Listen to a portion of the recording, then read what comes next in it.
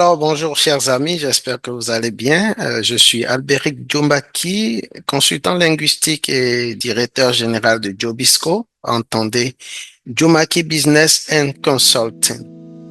Vous êtes bien sûr sur le programme, un programme qui vous permet d'avoir des astuces sur l'apprentissage du français ou de l'anglais. L'anglais pour les francophones, le français pour les anglophones. C'est aussi un programme qui vous donne des astuces sur comment gérer des traductions en ligne ou comment gérer vos projets de traduction et d'interprétation de conférences. Donc aujourd'hui, je vais rapidement vous présenter une plateforme. C'est un dictionnaire numérique qui vous permet quand même de vérifier vos prononciations en anglais, de chercher des mots en anglais ou en français, de découvrir de nouvelles expressions. Comme je l'ai toujours dit à mes apprenants, aujourd'hui, tout est en ligne. Mais le souci, c'est comment utiliser ces outils qui sont disponibles. D'accord? Donc aujourd'hui, je vais rapidement vous présenter l'un de ces outils qui est Word Reference. J'espère que vous voyez mon écran. Donc voilà, Word Reference, je vais reprendre. Donc, vous allez sur votre navigateur, vous tapez www.wordreference.com. D'accord? Et dès que vous êtes là, qu'est-ce que vous remarquez? Vous remarquez qu'il y a plusieurs options. D'accord? Vous avez des forats de langue. Vous avez des liens, les liens directs sont là. Vous avez la grammaire, l'utilisation, la conjugaison et plein d'autres choses, d'accord? Les mots du jour, le mot du jour, si vous voulez. Donc, ce qui nous concerne aujourd'hui, c'est deux choses. Comment est-ce que je peux rapidement trouver un mot en anglais ou un mot en français? Et deuxième chose, comment est-ce que je peux vérifier la prononciation d'un mot anglais? D'accord? Donc, si je veux chercher un mot du français vers l'anglais, qu'est-ce que je dois faire? Je viens ici, je m'assure quand même que la paire de langues est positionnée comme ceci, français-anglais, parce que je veux chercher un mot en anglais. Donc, j'ai un mot en français, donc je veux trouver l'équivalent en anglais. Donc, je fais comme ceci, d'accord? Est-ce que vous cliquez là, en réalité, vous avez plusieurs fonctions, d'accord? Les diverses langues, les définitions et plein d'autres choses. Donc, tout ce qu'il faut faire, c'est choisir la paire de langues que vous souhaitez. Et là, on a besoin du français et de l'anglais. Au cas où vous voudriez aller de l'anglais vers le français, vous n'avez plus besoin d'aller là. Vous cliquez simplement sur les deux flèches et ça change la position des langues. D'accord? Donc ici, je vais considérer un mot en français, comptable par exemple, comptable. Voilà. Donc, je ne connais pas le mot comptable. Je veux chercher le mot comptable en anglais. Dès que je fais comme ceci, ça me le montre et puis je clique. Alors, qu'est-ce qui va se passer? Vous voyez ici déjà, vous avez le mot et ça vous précise la nature. C'est un nom masculin, féminin. D'accord là? Pardon. C'est un nom masculin. Ça peut être aussi féminin. D'accord? Un comptable, une comptable. Voilà. Donc, si vous mettez le curseur là, ça vous donne les détails. Vous voyez bien? Donc, je mets le curseur, ça me dit nom masculin, féminin, nom à la fois masculin et féminin, pianiste égale un pianiste ou une pianiste. Donc, je peux bien dire un comptable ou une comptable. Ici, c'est un adjectif. Donc, vous devez tenir compte de la nature du mot. C'est très important. Et là, vous avez le contexte dans lequel il faut l'utiliser parce qu'un mot a plusieurs sens selon le contexte. Donc ici, entre parenthèses, Word Reference vous présente le contexte, un peu comme c'est là, vous voyez ici, professionnel des comptes, comptable pour dire un professionnel des comptes, vous parlez de accountant, d'accord, ou bookkeeper. Et ce qui est super ici, c'est que vous avez en même temps des exemples de phrases. Donc, avec la clôture des comptes annuels, les comptables sont débordés. What with the close of annual accounts, accountants are snowed under.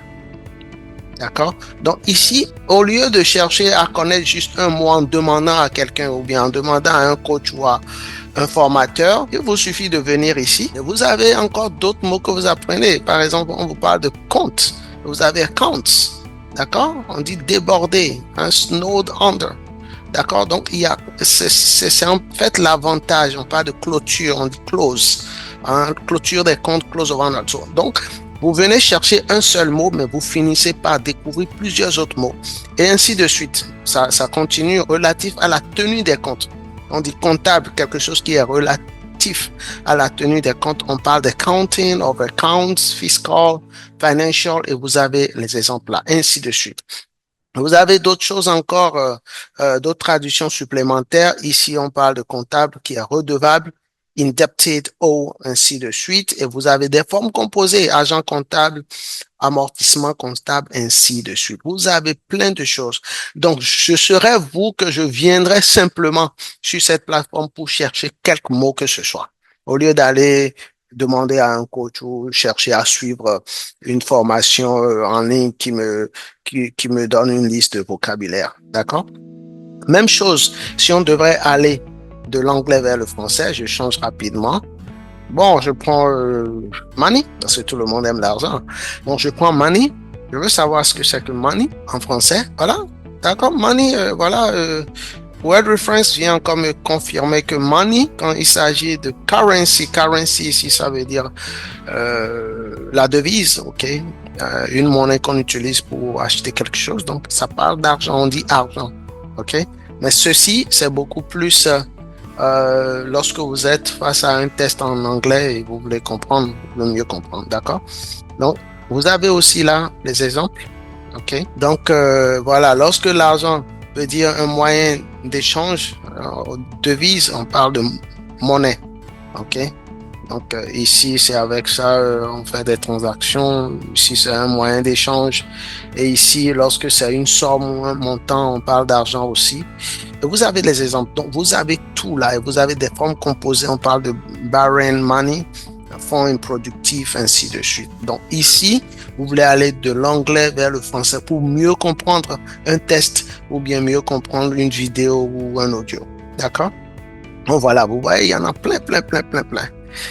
Ouais, donc l'idéal pour vous, c'est de venir sur la plateforme et de chercher. D'accord? Et pour finir, je vais vous montrer comment est-ce que vous vérifiez votre prononciation. Là, vous venez là, vous choisissez, vous pouvez choisir par exemple, bon, je vais mettre suite, puis je veux, voilà, English Definition. Ok? Je choisis English Definition. Et là, je tape mon mot, je mets ceci. Ce mot, voilà.